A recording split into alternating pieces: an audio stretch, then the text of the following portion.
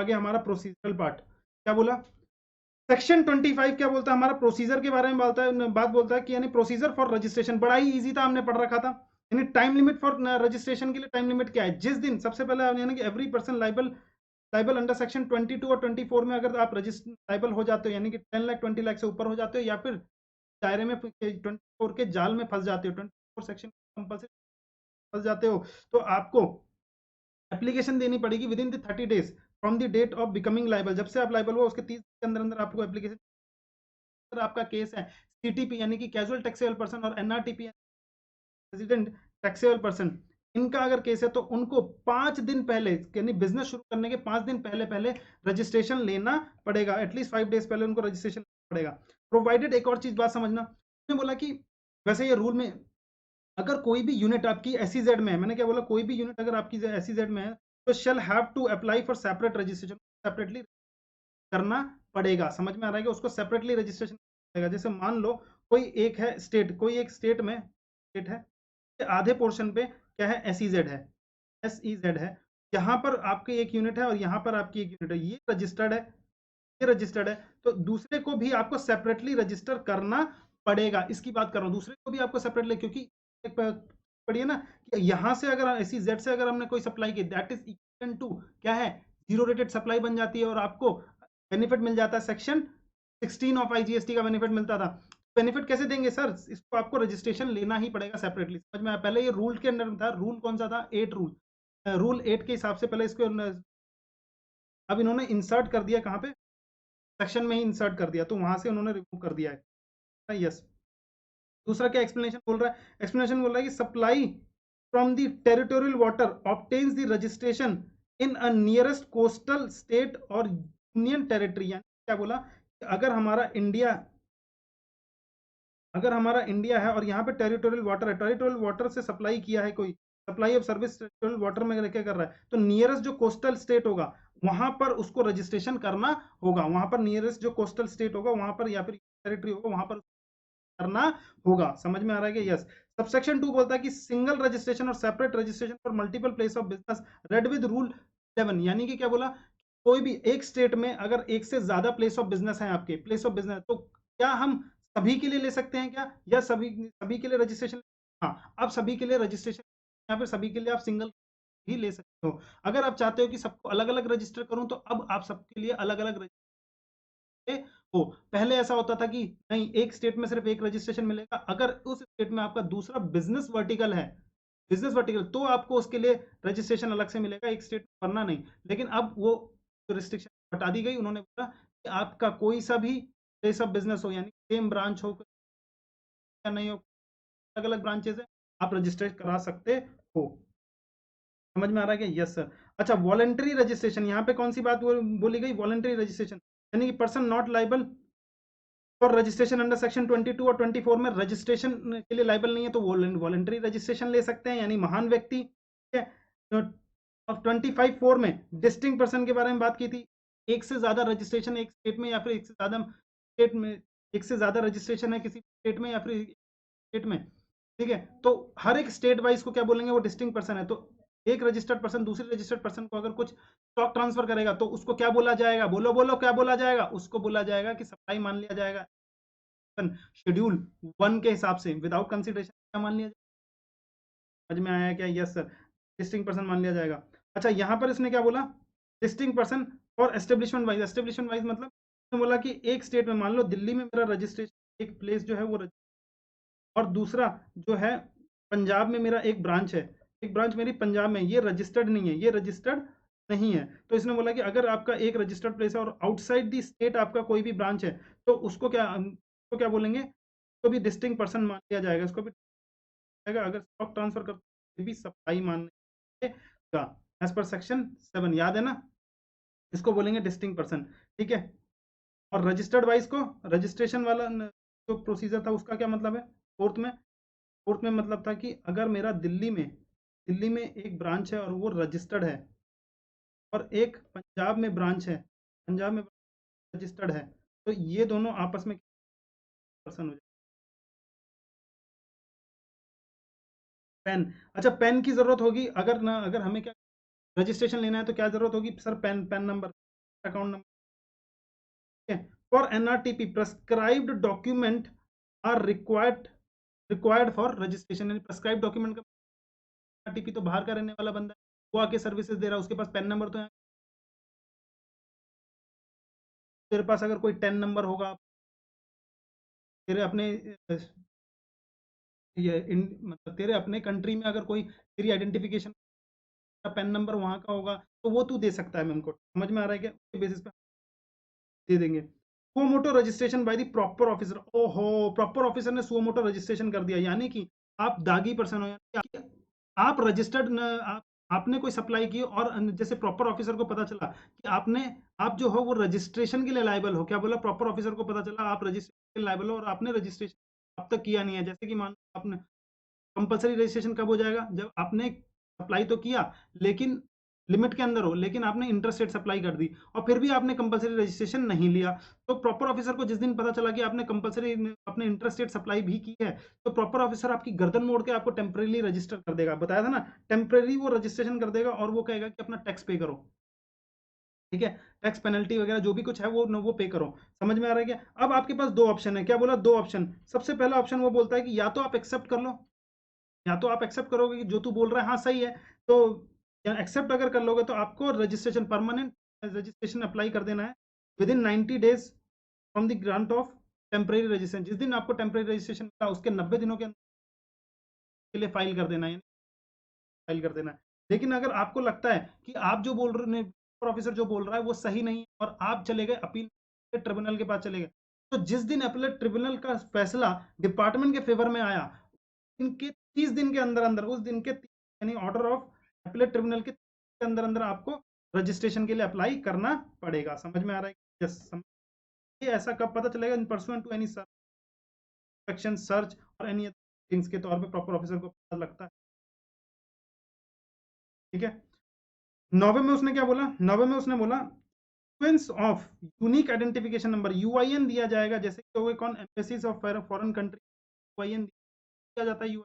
देखो, वो supply of service नहीं कर रहे या सप्लाई ऑफ गुड्स नहीं कर रहे, यहाँ पे क्या कर रहे हैं? अपने लोगों को सुरक्षा के लिए हैं। ठीक है, तो नॉर्मली क्या करते हैं वो कुछ यहाँ पे नोटिफाइड गुड्स और सर्विसेज अगर लेंगे, केस करेंगे, तो उनको रिफंड दे देंगे। तो रिफंड के एक रजिस्टर, तो परमानेंट नॉर्मली जीआईएन तो देंगे नहीं, उन्होंने बोला कि यूआईएन देंगे हम, यूनिक आइडेंटिफिकेशन नंबर। उसके बेसिस पे रिफंड का काम जो है वो करके चलेंगे। समझ में आ रहा है कि यस सर। ग्रांट कर दिया जाएगा रजिस्ट्रेशन या फिर रिजेक्शन कर दिया जाएगा रजिस्ट्रेशन या फिर UIN after verification. Verification rule 9 में, 10 में किया जाएगा। रूल 9 10 उसमें वेरिफिकेशन वगैरह डेज वाइज रूल में होती है। तो उन्होंने बोला कि या तो ग्रांट किया जाएगा या तो रिजेक्शन किया जाएगा रजिस्ट्रेशन या फिर यूआईएन का। ग्रांट ऑफ रजिस्ट्रेशन सर्टिफिकेट दिया जाएगा एज पर सेक्शन 11 के हिसाब से। समझ में आ रहा है कि as per section grant of registration किया जाएगा। अब एक और चीज समझो, इसने कहा कि डीम्ड रजिस्ट्रेशन का क्या मतलब है? Deemed registration in case of no communication after expiry of time limit. Time limit क्या, कौन सी दी गई थी? टाइम लिमिट कौन सी दी गई? समझना, हाँ?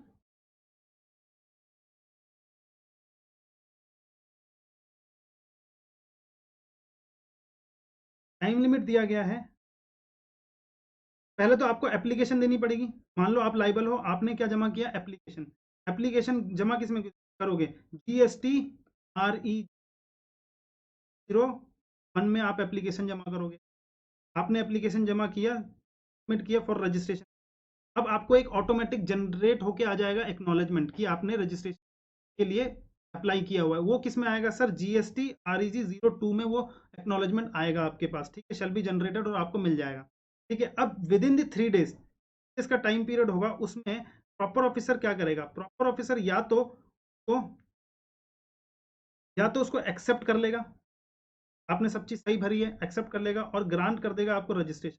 ग्रांट कर देगा आपको रजिस्ट्रेशन सर्टिफिकेट, आपको दे देगा। किस में देगा सर? GST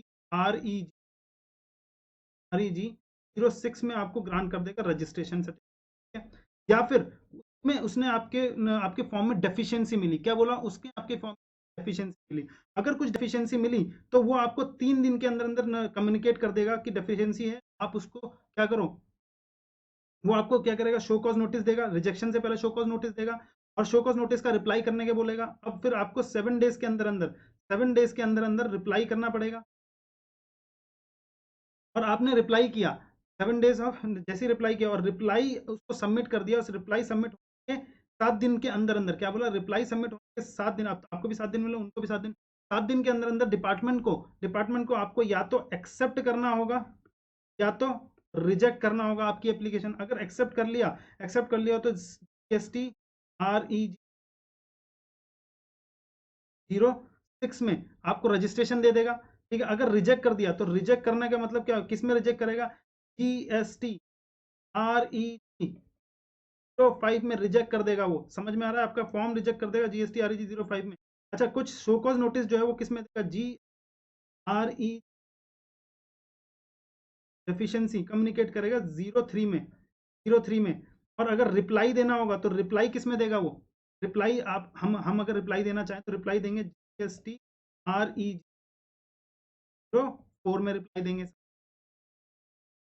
6 में रिजेक्शन हो जाएगा, अगर उसको लगता है सेटिस्फैक्ट्री नहीं लगा हमारा रिप्लाई तो 6 में रिजेक्ट हो जाएगा। और यहाँ पर क्या चीज़ हो जाएगा, एक्सेप्ट कर लेगा तो उसको रजिस्ट्रेशन सर्टिफिकेट दे। अच्छा, मान लो 7 दिनों के अंदर अंदर प्रॉपर ऑफिसर का कोई भी जवाब नहीं आया, 7 दिन के अंदर अंदर प्रॉपर जवाब नहीं दिया, तो आपको डीम्ड टू बी रजिस्टर्ड मान लिया जाएगा। क्या, डीम्ड टू बी रजिस्टर मान लिया जाएगा। 7 दिन के अंदर अंदर रिप्लाई के 7 दिन के अंदर अंदर नहीं आया तो डीम्ड रजिस्टर लिया जाएगा। अच्छा, मानो यहाँ पे, और यहाँ पे जो 3 दिन का पीरियड था, जैसे आपने एप्लीकेशन दिया और 3 दिन का पीरियड था, 3 दिन के अंदर या तो वो एक्सेप्ट करेगा या तो डेफिशिएंसी निकाल के आपको 3 दिन के अंदर कम्युनिकेट करेगा, या फिर 3 दिन के अंदर नो रिप्लाई, क्या बोला, नो रिप्लाई, कोई रिप्लाई नहीं दिया, कोई रिप्लाई नहीं दिया तो क्या होगा sir, deem to be registered मान लिया जाएगा हमको। क्योंकि देखो, मैं यही बोला, टाइम लिमिट कौन सी थी, यही वाली, तो 3 और 7 दिन वाली टाइम लिमिट, उसके अंदर अगर कोई रिप्लाई नहीं आया तो उसको डीम टू बी रजिस्टर्ड मान लिया। Effective date of registration, rule 10 क्या बोलता है, रूल आता है इफेक्टिव डेट ऑफ रजिस्ट्रेशन की इफेक्टिव डेट कब होगी, अगर देखो एप्लीकेंट ने सबमिट कर दिया एप्लीकेशन, अगर with in the 30 days of becoming liable, जब से वो लाइबल है रजिस्ट्रेशन 30 दिन के अंदर अंदर, अगर तो जहां से वो लाइबल हुआ है वहां से उसको मान लिया जाएगा कि वो इफेक्टिव डेट है उसका। उसने आफ्टर दी 30 days के बाद, दिन के बाद, यानी रजिस्ट्रेशन उसके 30 दिन के बाद अगर उसने रजिस्ट्रेशन एप्लीकेशन, तो कब से मिलेगा, तो ग्रांट हो जाएगा सर्टिफिकेट, तब से उसका मान लिया जाएगा कि इफेक्टिव है। सेक्शन 26 क्या बोलता है, डीम्ड रजिस्ट्रेशन के बारे में बोलता है। डीम्ड रजिस्ट्रेशन का मतलब क्या होगा, उसने, हम कौन सा एक्ट पढ़ रहे हैं सर, हम CGST एक्ट पढ़ रहे हैं, CGST एक्ट पढ़ रहे हैं, डीम्ड वाला प्रोविजन CGST एक्ट में लगे। तो यानी कि बोला क्या, कि बोला कि अगर CGST और CGST UTST में अगर आपका रजिस्ट्रेशन हो गया है तो आपका CGST में भी मान लिया जाएगा, एक्सेप्ट क्या है कि आपका CGST में एप्लीकेशन रिजेक्ट ना कर दी गई, एक्सेप्ट क्या है, CGST एक्ट के अंडर आपकी तब मान लिया जाएगा। अच्छा, वाला डीम्ड रिजेक्शन, अब डीम्ड रजिस्ट्रेशन का डीम्ड रिजेक्शन ऑफ एप्लीकेशन मान लिया जाएगा अगर SGST और UTST के अंदर आपका जो एप्लीकेशन है वो रिजेक्ट कर दिया गया, तो GST एक्ट के अंदर भी सर आ गया। सेक्शन 27 बात करता है CTP एंड NRTP के बारे में। किसके बारे में बात करता है, CTP कैजुअल टैक्सेबल पर्सन, और NRTP का मतलब होता है non resident taxable person. Maximum validity के कब होगी, रजिस्ट्रेशन सर्टिफिकेट की। अच्छा, रजिस्ट्रेशन इसको कब लेना पड़ता है, याद है रजिस्ट्रेशन 5 दिन पहले बिजनेस शुरू करने के 5 दिन पहले उसको रजिस्ट्रेशन करना पड़ेगा, कंपलसरी पड़ेगा। ठीक है, उसका रजिस्ट्रेशन सर्टिफिकेट सर कब तक वैलिड रहेगा, sir 90 days from the date of effective date of registration, 90 दिनों के लिए उसका वैलिड रहेगा। सर क्या एक्सटेंशन मिल सकता है, यस, उसको 90 दिनों का और एक्सटेंशन मिल सकता है, अगर उसका सफिशिएंट कॉस्ट दिया तो उसको एक्सटेंड किया जा सकता है, बट कितना दिन, 90 दिन, क्या 90 दिन से और एक्सटेंड किया सकता है, ना ना ना, तो फिर उसको यार 90 दिन की 180 दिन उसको ऑलरेडी दे दिए, तो उसने बोल रहा, वो कह रहा है कि मेरे को और एक्सटेंड कर कैजुअली। अरे यार, तेरे को इतना ही सप्लाई यहाँ पे करना है तो इस स्टेट में आके रजिस्टर लेना, तो कंपल, तो यानी कि 90 से ज्यादा दिन को नहीं मिलेंगे। No taxable supply before issuance of register. अच्छा, एक और चीज बताया था मैंने, अगर वो दूसरे स्टेट में जा रहा है तो वहां पर उसको तो पहले रजिस्ट्रेशन पड़ेगा, और एस्टिमेटेड सप्लाई के बेसिस पे टैक्स कैलकुलेट करना पड़ेगा। टैक्स को डिपॉजिट भी करना पड़ेगा, पहले एडवांस में डिपॉजिट करना पड़ेगा। Make an advance deposit tax at the time of submission of application of register. अच्छा, इन केस ऑफ एक्सटेंशन, मान लो उसका एक्सटेंड कर दिया था, 90 दिन से और एक्सटेंशन हो गया था, तो उसको क्या दोबारा एस्टिमेशन लगाना पड़ेगा? हाँ, दोबारा एस्टिमेशन लगाना पड़ेगा सप्लाई का, और दोबारा एस्टिमेटेड टैक्स निकालना पड़ेगा, और फिर उसकी पेमेंट करनी पड़ेगी। समझ में आ रहा है क्या? Yes sir. अच्छा, जो एस्टिमेटेड टैक्स डिपॉजिट कर दिया उसने गवर्नमेंट को, वो कहाँ चला जाएगा? वो चला जाएगा हमारे ई कैश लेजर में चला जाएगा। समझ में आया क्या? यस सर, समझ में आ गया है। सेक्शन नंबर 28 की बात करते हैं। सेक्शन नंबर 28 के बारे में बात करता है, amendment for registration rule 19 of CGST rule 2007।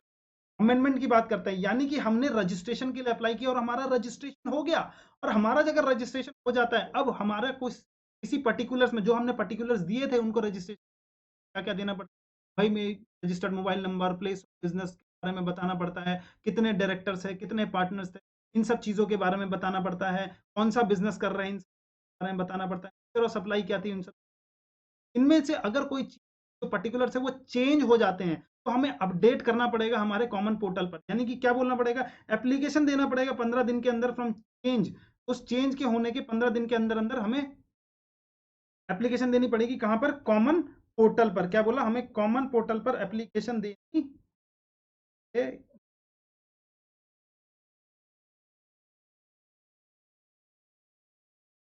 Application देनी पड़ेगी। अच्छा, ये समझो एक और चीज बात, कि चेंज कितने तरीके के होते हैं? चेंज होते हैं सर दो तरीके के, एक तो कोर फील्ड में, एक तो नॉन कोर फील्ड में। कोर फील्ड मतलब हो गया जो इंपॉर्टेंट फील्ड्स होते हैं उसको बोलते हैं कोर फील्ड, जिसमें जिसमें चेंज के लिए प्रॉपर ऑफिसर की परमिशन की जरूरत पड़ेगी। नॉन कोर फील्ड मतलब जैसे हो गया मोबाइल नंबर हो गया, ईमेल एड्रेस हो गया, तो इनको स्टैंड रजिस्टर्ड मान लिया जाएगा। आप सीधा पोर्टल पे जाओ, पोर्टल पे एप्लीकेशन डालो और उसको वेरिफिकेशन करो, और कुछ वेरिफिकेशन के बाद वो ऑटोमेटिकली क्या हो जाएगा? Updated, stand updated.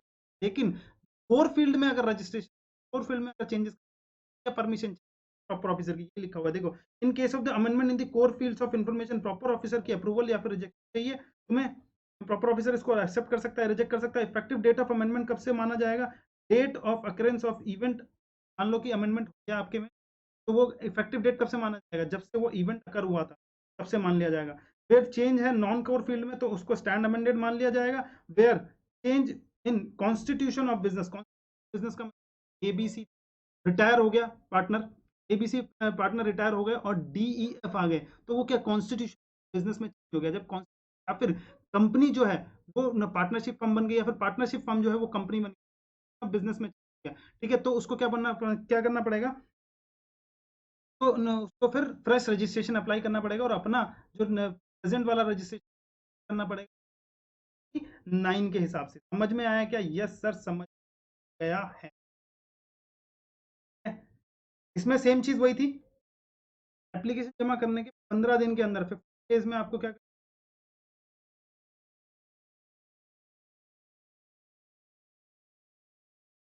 डेज में क्या करना पड़ेगा? जो प्रॉपर ऑफिसर है, या तो उसको एक्सेप्ट कर लेगा, अगर उसने एक्सेप्ट कर एसटी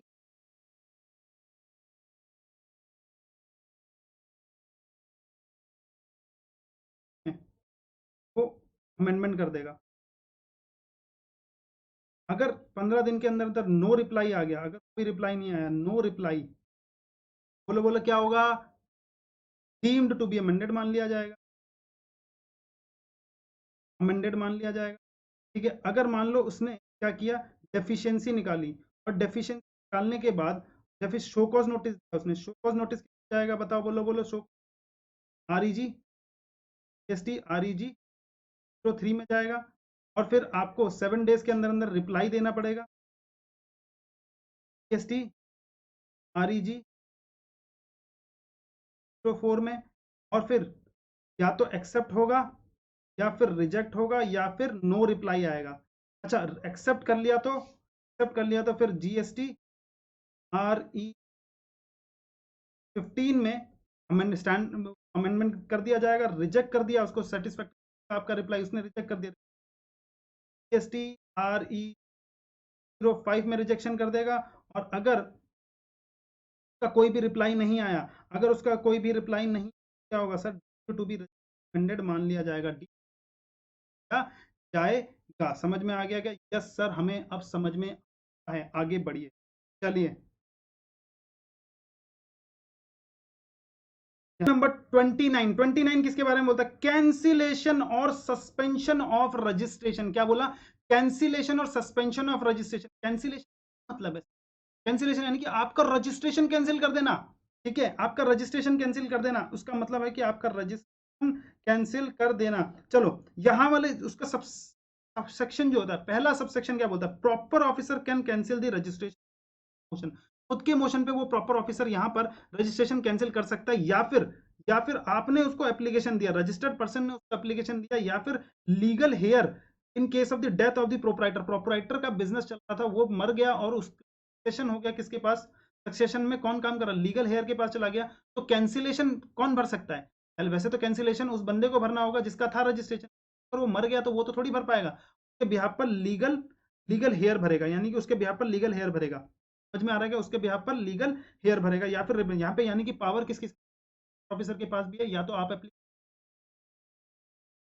के लिए, ठीक है, जैसे कि नया बिजनेस मैंने बताया था ना कि जब ट्रांसफर हो गया, अच्छा या तो ट्रांसफर ही सेशन हो गया, तो यानी कि उसके बाप के नाम पे, तो उसको क्या करना पड़ेगा? उसको कैंसिल करना पड़ेगा और नया रजिस्ट्रेशन लेना पड़ेगा अपने नाम से। समझ में आ रहा है? नाम से। तो अब क्या हो गया? बात समझो, यहाँ पे प्रॉपर ऑफिसर भी कर सकता है। केसेस कौन से हैं जिसमें रजिस्ट्रेशन कैंसिल हो सकता है? अगर बिजनेस को डिसकंटिन्यू कर दिया, या फिर ट्रांसफर कर दिया फुल्ली, या फिर अमेलगमेशन कर दिया, डीमर्जर कर दिया, या अदरवाइज डिस्पोज ऑफ कर दिया, तो आपका रजिस्ट्रेशन जो है कैंसिल करवा सकते हो, या फिर प्रॉपर ऑफिसर कैंसिल कर सकता है। अच्छा, there is any change in constitution of business, यानी कौन से कंपनी बन गए, कॉन्स्टिट्यूशन ऑफ बिजनेस में चेंज हो गया, तो आपको फ्रेश रजिस्ट्रेशन करना पड़ेगा, और ये वाला रजिस्ट्रेशन करवाना पड़ेगा। अच्छा, taxable person no longer liable to be registered under section 22 और 20 में क्या बोला गया? इस बात समझ में बोला गया कि जो पर्सन था, जैसे किसी ने वॉलंटरी रजिस्ट्रेशन लिया था, और उसको क्या अब कैंसिलेशन कराना है, तो कैंसिलेशन कर सकता है क्या? वो सेक्शन 22 24 में रजिस्टर है क्या, मतलब लाइबल है क्या रजिस्ट्रेशन के? नहीं। नहीं, कोई एक मिस्टर एक्स है, उसका टर्नओवर है 5 लाख का, और उसने वॉलंटरी रजिस्ट्रेशन ले रखा था, उसको रजिस्ट्रेशन कैंसिल, तो वो यहाँ पे कैंसिल। दूसरी बात उसने बोला कि जो 50 लाख की लिमिट आई थी, याद है? देखो, मिस्टर एक्स जो है ने के लिए एप्लीकेबल लिमिट थी पहले 20 लाख की। दिल्ली में काम करता था, गुड्स में, सिर्फ गुड्स में डील कर रहा है, तो 20 लाख की लिमिट थी, तो 20 लाख जैसी क्रॉस हुआ तो उसने क्या ले लिया? रजिस्ट्रेशन ले लिया। अब लिमिट हो गई 40 लाख, तो क्या वो अब 22 के अंडर में लाइबल है रजिस्ट्रेशन के? नहीं है। तो अब उसको वो क्या कह रहा है कि मैं रजिस्टर्ड बंदा नहीं रहना चाहता हूँ, कैंसिल कर। समझ में आ गया क्या? यहाँ पे तो कैंसिल करवा सकता है, उसको एप्लीकेशन देनी पड़ेगी, तब जाके उसका कैंसिल होगा। अच्छा, where cancellation applies by the registered person ने एप्लीकेशन किया है, तो during the pendency of proceedings registration में बी सस्पेंडेड। क्या मान लिया जाएगा? रजिस्ट्रेशन जो है वो सस्पेंडेड मान लिया जाएगा। ये देखो, पहले था ये कैंसिलेशन का प्रोविजन, इसने बोला, फिर अमेंडमेंट के बाद क्या हुआ? कैंसिलेशन और सस्पेंशन का, यानी कि समझना क्या इसने कहा, आपने यहां पर एप्लीकेशन दिया रजिस्ट्रेशन का, नहीं सॉरी, कैंसिलेशन के लिए एप्लीकेशन दी कि मेरा रजिस्टर वो कैंसिल कर दो, तो आप यहाँ पर वो देखेंगे, और फिर टाइम पीरियड लगेगा। जैसे ही टाइम पीरियड लगेगा, तो यहाँ पर क्या होगा? कैंसिलेशन ऑर्डर आया, कैंसिलेशन ऑर्डर आया यहाँ पर, ठीक है, तो इस दौरान क्या होगा? आपका पेंडिंग कर दिया जाएगा, पेंडेंसी ऑफ प्रोसीडिंग क्या कहते हैं, सस्पेंड कर दिया जाएगा आपका रजिस्ट्रेशन। ये वाला प्रोविजन, ये वाला प्रोविजन निकाला गया। अब मैं चाहता हूं कि मैं रजिस्ट्रेशन को कैंसिल कर दूं, ठीक है, मैंने एप्लीकेशन डाल दी। अब एप्लीकेशन, मैं काम धंधा नहीं करना चाहता हूं, मैंने एप्लीकेशन डाल दी, और अभी भी क्या हो रहा है? कैंसिलेशन ऑर्डर तो नहीं आया, तो जब तक कैंसिलेशन ऑर्डर नहीं आता, तब तक मुझे रिटर्न फाइल करनी, समझ में आ रहा है? रिटर्न फाइल करनी पड़े, तो भैया यार मैं करना ही नहीं चाह रहा हूँ और तुम मुझसे रिटर्न फाइल करवा रहे हो, ऐसा होगा क्या? तो इसी ये चीज को देखते हुए अमेंडमेंट किया गया, उन्होंने बोला कि सस्पेंड कर दिया जाएगा आपका रजिस्ट्रेशन, सस्पेंड कर दिया जाएगा। तो जैसे ही रजिस्ट्रेशन सर्टिफिकेट को आपका किया गया, तो सस्पेंशन में नो टैक्सेबल सप्लाई और नो रिटर्न्स। समझ में आया क्या? नो टैक्सेबल सप्लाई और नो रिटर्न। दोस्ती में no sorry no thank you होता है, ऐसे ही सस्पेंशन में no returns and no taxable supply लिखा हुआ है। देखो during the pendency no returns under section 39 to be furnished और नो टैक्सेबल सप्लाई, कोई भी टैक्सेबल रिटर्न भरने की आपको जरूरत नहीं है। अच्छा, इसमें बोला सेक्शन रूल कौन बताता है, ये कौन सा रूल बताता है? 21A। चलो अब देखो, ऊपर वाला जो केस था उसमें प्रॉपर ऑफिसर को के पास भी पावर था और तुम भी एप्लीकेशन दे सकते हो। तो यहाँ पर जो सबसेक्शन 2 बताया गया है, यहाँ पे सबसेक्शन बताया गया 2 में प्रॉपर ऑफिसर के पास पावर है कैंसिलेशन की, कैंसिल कर सकता है आपका registration including any retrospective date. Registration cancel कर सकता है। मान लो अभी मई चल रहा है और मई चल रहा है, तो वो अप्रैल से भी आपका रजिस्ट्रेशन कैंसिल कर सकता है, या फिर आपका दिसंबर से रजिस्ट्रेशन कैंसिल कर सकता है। आ रहा है क्या? यस। अब मानो क्या, कौन कौन से ऐसे केसेस थे? 5 केसेस थी। कौन कौन से केसेस थे? 5 केसेस। नंबर 1, पहला, आपने किसी प्रोविजन से, किसी एक्ट से और किसी भी का उल्लंघन किया है, कॉन्ट्रावेंशन किया, तो आपका रजिस्ट्रेशन जो है प्रॉपर ऑफिसर कैंसिल कर सकता है। आप अगर कंपोजिशन सप्लायर हैं, कंपोजिशन सप्लायर और आपने 3 कंसेक्यूटिव टैक्स पीरियड के लिए रिटर्न नहीं भरी, कंसेक्यूटिव टैक्स रिटर्न नहीं भरा है, टैक्स पीरियड के लिए रिटर्न नहीं भरा, तो आपका 3 कंसेक्यूटिव, तो आपका रजिस्ट्रेशन कैंसिल कर सकता है प्रॉपर ऑफिसर। अगर आपने, और अदर केसेस में अगर 6 कंसेक्यूटिव मंथ के लिए, 6 कंसेक्यूटिव मंथ के लिए अगर आप, तो आपको रजिस्ट्रेशन कैंसिल करता है। अच्छा, आपने वॉलंटरी रजिस्ट्रेशन लिया है और 6 महीने तक, क्या बोला, और उसके 6 महीने के अंदर अंदर कोई भी बिजनेस चालू नहीं किया है, 6 महीने तक कोई भी बिजनेस किया, तो प्रॉपर ऑफिसर आपका बिजनेस रजिस्ट्रेशन। और अगर कोई भी आपने अपने रजिस्ट्रेशन को लिया है वो किसी फ्रॉड से लिया है या फिर विल फैक्ट, आपका रजिस्ट्रेशन कैंसिल कर सकते हैं। यस। आ जाओ, लाइबल टू पे टैक्स और अदर ड्यूज। लाइबल टू पे टैक्स अदर ड्यूज यानी इवन आफ्टर कैंसिलेशन, यानी कि कैंसिलेशन ऑर्डर आ गया, कैंसिलेशन ऑर्डर आ गया है, अब यहाँ पर कैंसिल, मान लो आपने कैंसिल किया और यहाँ पे ऑर्डर आ गया, और यहाँ पे कैंसिलेशन ऑर्डर आ गया, बट इस कैंसिलेशन ऑर्डर से पहले पहले आपके टैक्स ड्यू था, आपका कुछ टैक्स ड्यू था या फिर कोई और टैक्स और ड्यूज थे आपके, आपने क्लियर नहीं की, तो क्या अब रजिस्ट्रेशन तो कैंसिल होगा, क्या आप लाइबल रहोगे? यहाँ लाइबल फिर भी रहोगे, लाइबल फिर भी रहोगे। देखो, prior to the date of cancellation अगर कुछ भी था आपका ड्यू, तो आपको पे करना ही पड़ेगा, इवन दो आपका क्या रजिस्ट्रेशन कैंसिल हो गया, फिर भी आपको देना पड़ेगा, लाइबल तो हो आप। अच्छा, डीम्ड कैंसिलेशन इन सीजीएसटी एक्ट। अच्छा, डीम्ड कैंसिलेशन का क्या? cancellation in CGST, cancellation in SGST और UTGST shall be deemed to be cancel मान लिया जाएगा, कहां पे? SGST एक्ट में। रिवर्सल ऑफ क्रेडिट, अच्छा देखो, अब कैंसिलेशन हो गया, रिवर्सल करना पड़ेगा नहीं पड़ेगा? यस, रिवर्सल करना पड़ेगा। रिवर्सल कैसे कैसे करना पड़ेगा? देखो, मान लो मेरा यहाँ पे मैंने कैंसिलेशन ऑर्डर आ गया, अब इस दिन मेरे स्टॉक में क्या क्या चीज है? स्टॉक में कुछ इनपुट पड़ा है, इनपुट पड़ा था सेमी फिनिश गुड्स में पड़ा था, या फिर फिनिश गुड्स में कुछ इनपुट पड़ा था, और इस पर जो भी मैंने आईटीसी ले रखा है, क्या बोला, इस पर मैंने जो कुछ भी आईटीसी ले रखा है वो हो गया, प्लस ये वाला आईटीसी, प्लस कैपिटल गुड्स पे कोई आईटीसी में क्या हो, माइनस करूंगा उसमें 5% पर क्वार्टर और पार्ट देयर ऑफ के हिसाब से जितना निकलेगा, इन दोनों का प्लस कर दूंगा, तो जो भी निकलेगा, और और ट्रांजैक्शन वैल्यू पे जो भी मेरा क्या निकलेगा, ट्रांजैक्शन वैल्यू पे जो भी मेरा टैक्स निकलेगा, तो जो भी ज्यादा होगा, इसमें से हायर होगा, उसका टैक्स मुझे भरना पड़ेगा। यानी कि देखो, वही बोला गया, मैंने बोला कैंसिलेशन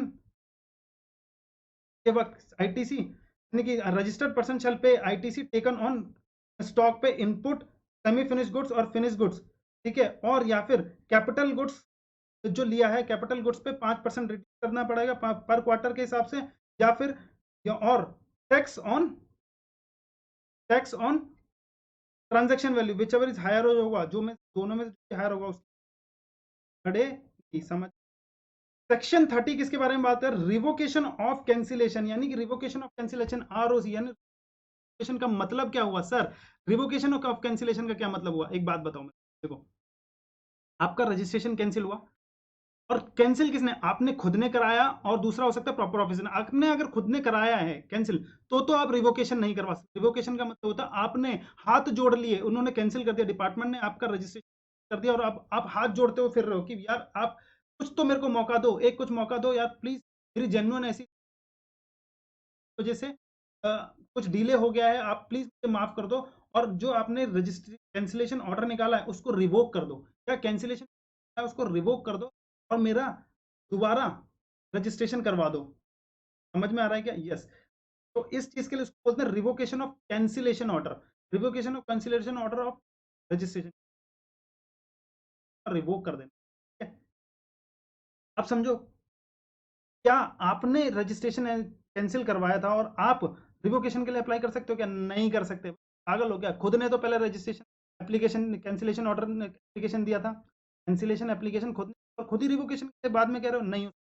लेकिन सीईओ ने, जहां पर registered person whose by proper officer ने क्या है, may apply for revocation of cancel within 30 days of, 30 दिन के अंदर अंदर उसको क्या करना पड़ेगा, एप्लीकेशन देनी पड़ेगी। रिवोकेशन कितने दिन का टाइम मिला, हमारा कैंसिलेशन हुआ 30 दिन के अंदर अंदर, जैसे आपका ऑर्डर निकाला विद इन 30 डेज के अंदर अंदर आपको एप्लीकेशन देनी, इसकी एप्लीकेशन देनी रिवोकेशन के लिए, रिवोकेशन ऑफ कैंसिलेशन देनी।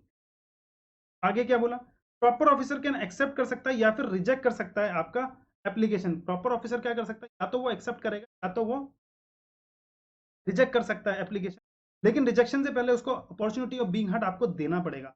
समझ में आ रहा है क्या? Yes sir. Deemed ROC under CGST, क्या बोला, deemed revocation of cancellation order, cancellation order को किया जाएगा अंडर द सीजीएसटी एक्ट अगर एसजीएसटी और यूटीजीएसटी में रिवोकेशन ऑर्डर पास हो गया है तो। समझ में आ रहा है क्या? चलो, अब हम एक और, ये वाला सेक्शन जो है वो खत्म हो चुका है।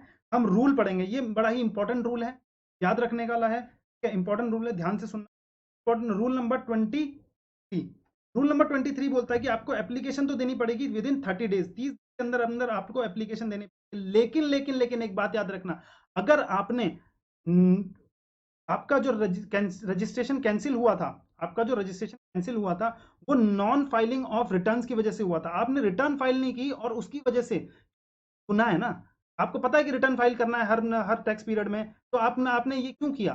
ठीक है, तो यानी कि अगर आपने ऐसा किया है नॉन फाइलिंग ऑफ रिटर्न की वजह से आपका कैंसिलेशन हुआ था, तो आपको आप रिवोकेशन ऑफ कैंसिलेशन और रिवोकेशन ऑफ कैंसिलेशन के लिए एप्लीकेशन नहीं डाल सकते तब तक आप उन रिटर्न्स को भर नहीं देते और उनका टैक्स नहीं भरते। क्या बोला मैंने? मैंने कहा कि case no application in case of the non filing of returns, returns की था, ठीक है, उस केस में आप एप्लीकेशन तब तक फाइल नहीं कर सकते जब तक आप ड्यू रिटर्न्स इज फाइल्ड और टैक्स इज पेड, टैक्स पे नहीं कर देते। समझ में आ रहा है क्या? समझो क्या बोल,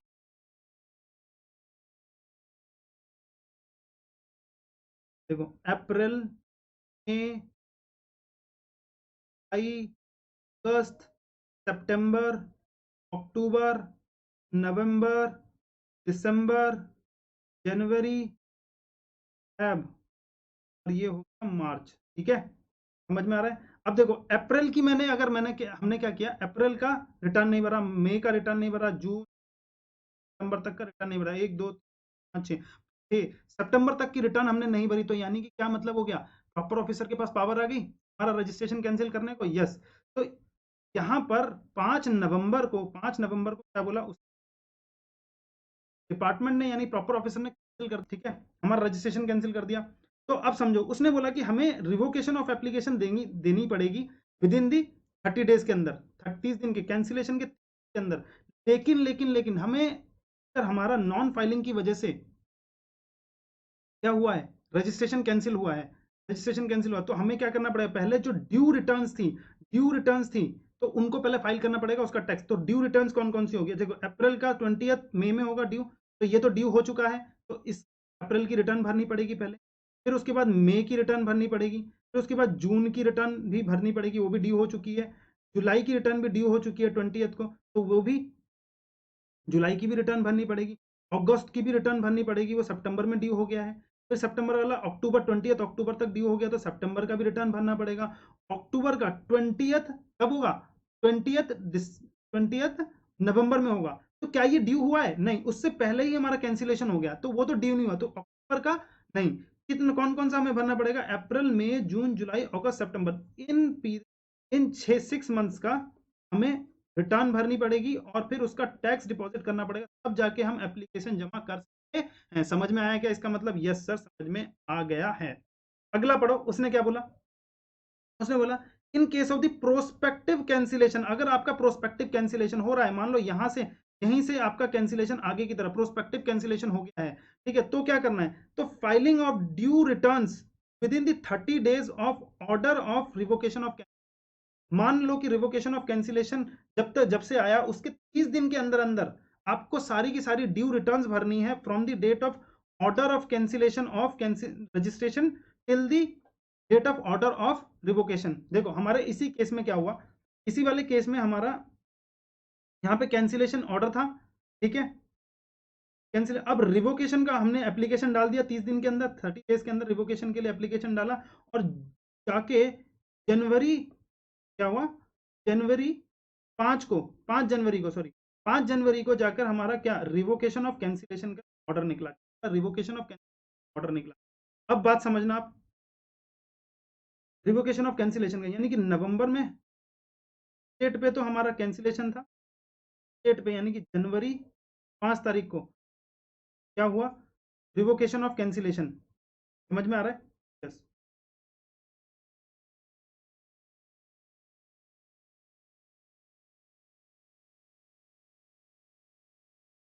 रिवोकेशन ऑफ ऑर्डर पास हुआ, ठीक है। तो उसने बोला क्या, उसने क्या बोला, एक बात समझना, उसने क्या कहा कि आपको जो ड्यू रिटर्न है, कहाँ से ड्यू रिटर्न है, जो कैंसिलेशन ऑर्डर की डेट है, जो कैंसिलेशन ऑर्डर की डेट थी, रजिस्ट्रेशन कैंसिलेशन की, यहाँ से लेके यहाँ तक जितनी भी रिटर्न्स ड्यू हुई है, जितनी भी रिटर्न्स ड्यू हो गई है, तो कौन कौन सी रिटर्न ड्यू हुई है? देखो अक्टूबर की रिटर्न अब नवंबर में ड्यू हो जाएगी, यस, तो नवंबर का अक्टूबर का भरना पड़ेगा, यस। नवंबर की दिसंबर में ड्यू हो गई है, दिसंबर 20 तक, नवंबर का भी भरना पड़ेगा, ठीक है। क्या दिसंबर की ड्यू हुई है? नहीं, दिसंबर की ड्यू नहीं हुई, उससे पहले पहले क्या चीज़ है, 5 5 जनवरी है ना, 5 जनवरी को रिवोकेशन ऑर्डर पास हुआ, तो अक्टूबर और नवंबर की रिटर्न्स जो है, अक्टूबर नवंबर की रिटर्न यहाँ से यानी 5 जनवरी से ये 30 दिन के अंदर अंदर भर देनी है हमें। जनवरी की तो भरनी पड़ेगी, कब नहीं, सॉरी दिसंबर की तो हमें तभी भरनी पड़ेगी जब 20 जनवरी आएगा, 20 जनवरी आएगा तो तब हम भर देंगे, लेकिन अक्टूबर नवंबर की कब भरनी पड़ेगी? 30 दिन के अंदर अंदर। कहाँ से 30 दिन काउंट होंगे सर? 5 जनवरी जब से कैंसिलेशन, जो revocation of cancellation order pass हुआ है वहां से 30 की रिटर्न भी हमें पड़ेगी, वो यही कहता है, ठीक है। अच्छा, अब आ जाओ, ये क्या कह रहा है, एक और चीज ये समझो, इसने बोला इन case of the retrospective cancellation, अब रेट्रोस्पेक्टिव कैंसिलेशन अगर हो गया तो फाइलिंग ऑफ रिटर्न्स ड्यू, जो ड्यू रिटर्न्स जो फाइल करोगे, filing of due returns with in the 30 days of the order of revocation of cancellation, यानी कि जब रिवोकेशन ऑफ कैंसिलेशन का ऑर्डर पास कर देगा डिपार्टमेंट, यानी रिवोक कर देगा अपना कैंसिलेशन ऑर्डर, तो इनके 30 के अंदर अंदर सारी रिटर्न भरनी होगी। जैसे मानो,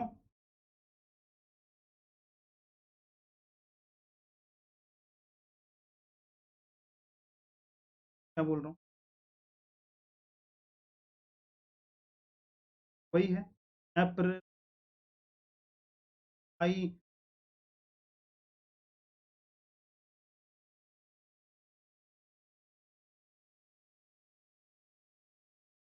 सितंबर,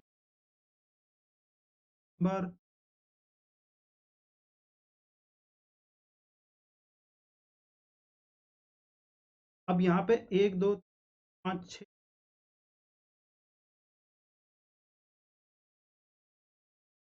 कैंसिलेशन रेट्रोस्पेक्टिवली, कहाँ से, मई से, फर्स्ट मई से मान लो कि कैंसिलेशन कर दिया हमने, कैंसिलेशन कर दिया, कैंसिलेशन कर दिया तो पोर्टल हमारा क्या चीज़ हो जाएगा, ये वाला मई से ही ऑफ दिखाएगा, तो रिटर्न तो हम फाइल कर नहीं सकते हैं, जैसे कि हमने पहले, रिटर्न तो हम फाइल नहीं कर सकते, तो उन्होंने क्या बोला, जब आपका कैंसिलेशन ऑर्डर पास होगा 5 जनवरी, रिवोकेशन, रिवोकेशन ऑफ कैंसिल पास हो गया, रिवोकेशन ऑफ 30 के अंदर, 30 डेज के अंदर सारी की सारी ड्यू रिटर्न करनी पड़ेगी, अप्रैल की, सितंबर, अक्टूबर, जनवरी की, सॉरी दिसंबर, नवंबर तक की, जनवरी में होगी ना, यानी कि क्या बोला, अप्रैल मई जून जुलाई अगस्त समझ में आ गया? Yes sir. Thank you very much students.